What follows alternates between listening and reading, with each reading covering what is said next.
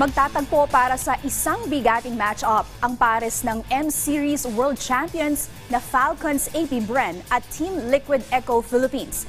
Ito ay kasunod ng kanilang dominanting performances sa Day 2 ng Mobile Legends Bang Bang Professional League Philippines Playoffs. Yan ang ulat ni Rafael Bandayrel. Pasok na sa upper bracket ng MPL Philippines Season 13 Playoffs ang dalawang world champions na Falcons AP Bren at Team Liquid Echo Philippines. Pinatunayan ng defending champions na sila ang team to beat ngayong season. Iyan ay matapos nilang dispatchahin ang Blacklist International sa pamamagitan ng isang 3-0 sweep. Bago ang playoff match na ito, pumasok sa isang makasaysayang partnership ang AP Bren sa Team Falcons ng Saudi Arabia. Naniniwala si Bren Team Manager Jab Escutin na isa itong magandang simula ng kanilang pagsasama. We just wanted to focus on winning. That's it, And I think of all of the entities that I talked to, I think Falcons was the one that understood that best. And we all of our initiatives and plans for the future actually aligned.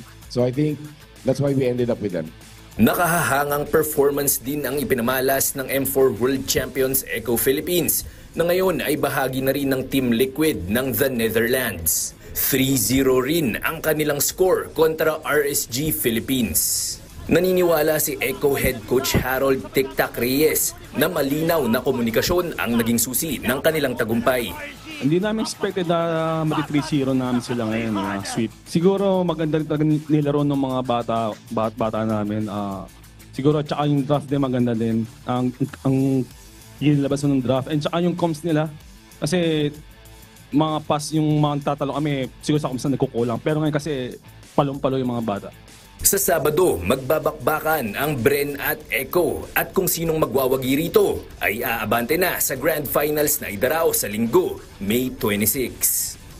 Rafael Bandayrel para sa Pambansang TV sa Bagong Pilipinas.